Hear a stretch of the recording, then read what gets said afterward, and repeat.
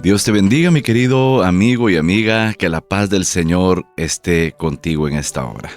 Te saluda Pastor David Macario Flores, director de este programa Una Luz Menor, acá con el fin nuevamente de compartir contigo otra historia, otro asunto relacionado con el don de profecía dado a Elena G. de White. Yo espero que en esta ocasión que vamos a hablar de la infancia, adolescencia, la conversión de Elena White, pues bueno, tú tengas más contexto de esta famosísima escritora y sobre todo, valores más sus escritos y le dediquemos un poquito más de tiempo a su lectura. Bueno, te cuento que sí, efectivamente, la conversión de Ellen White tuvo un proceso interesante que podemos compartir en esta hora. La conversión de ella se produjo mientras la familia Harmon estaba afiliada a la iglesia metodista. Habrás de saber que ella, antes de involucrarse en el movimiento adventista, o antes, mejor dicho, de iniciar como cofundadora de la iglesia adventista del séptimo día, ella se congregaba en una iglesia metodista que en aquella época, en la década de 1850-40, era la más fuerte de las iglesias allá en esa parte de Estados Unidos. Así que la familia Harmon, digo Harmon porque ella, su apellido de familia era Harmon, ¿sí? El papá, Robert Harmon, era un fabricante de sombreros, un hombre de mucho trabajo, y pues no solamente era hombre trabajador, responsable, buen padre, líder de casa, sino que también era un líder prominente en esa iglesia en la calle Chestnut de Portland, Maine. Lo fue por un tiempo. Pero como algunos de ustedes sabrán, esta familia, mientras estuvo en la iglesia, era una familia muy linda, muy activa, muy fiel, hasta cuando en la década de los 40 llegó William Miller a esa área a predicar. Entonces, en esa iglesia mencionada, no se deseaba que los miembros escucharan a William Miller porque creían que su fe se iba a trastornar, se iba a echar a perder. Entonces les prohibieron asistir a las conferencias del pastor y predicador William Miller. No obstante, la familia Harmon, como la Biblia dice, ¿verdad?, que hay que escudriñarlo todo y retener lo bueno, pues bueno, ellos escudriñaron, asistieron a estas conferencias y les pareció que este predicador era sumamente bíblico, contundente, convincente, se veía que el poder de Dios estaba con él. Entonces esta familia Harmon generó una simpatía, un agrado hacia este predicador, aun cuando se estaba poniendo en riesgo su feligresía.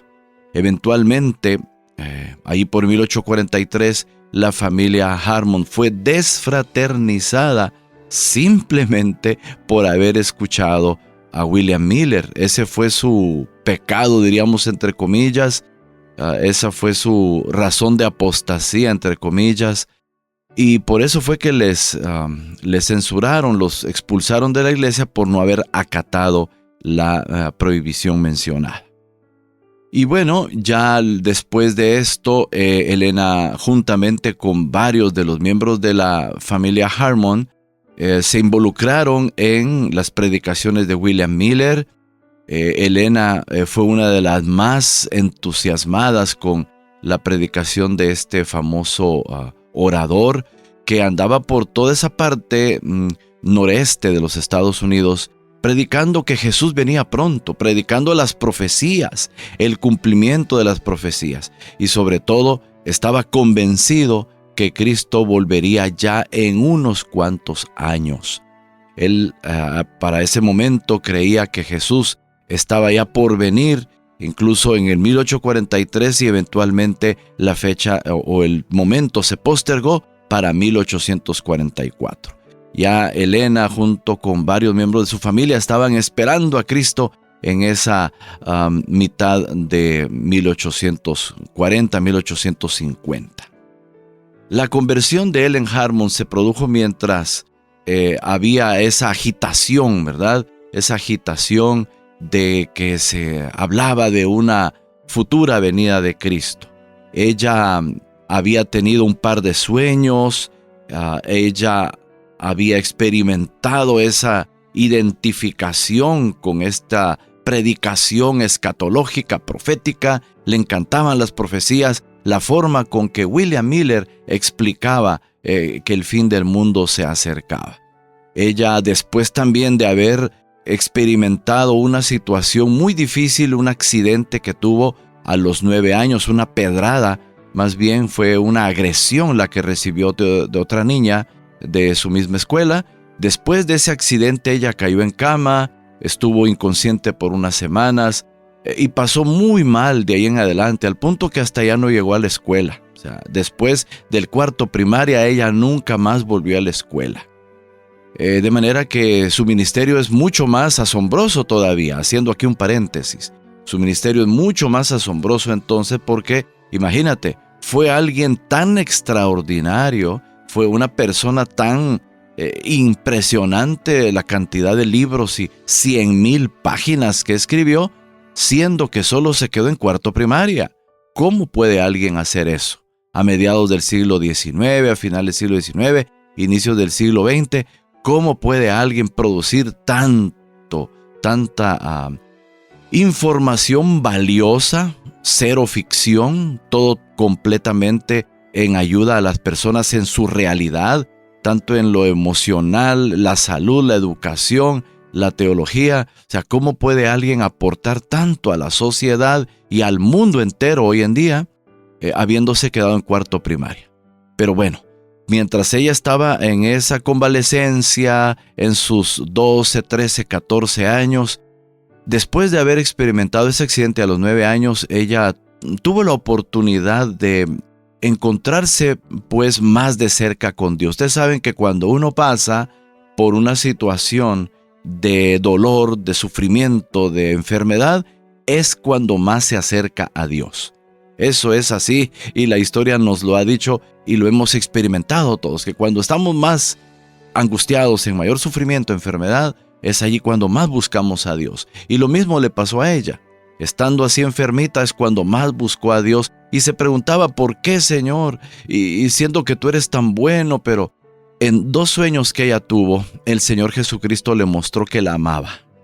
Esos 2 sueños fueron para ella en su adolescencia clave para más adelante, con ayuda de su mamá, la hermana Eunice Gould, y el pastor de su iglesia, Levi Stockman, le hicieron sentir que ella era una niña que Dios amaba, que no era un Dios severo como le habían dicho algunos predicadores, un Dios así que manda a la gente al infierno. No, ella descubrió que era un Dios amoroso, un Dios que a pesar de la enfermedad y el dolor, ella podía descubrir que en la Biblia se encuentra un Dios de amor, aunque, como repito, algunas circunstancias nos hagan pensar lo contrario.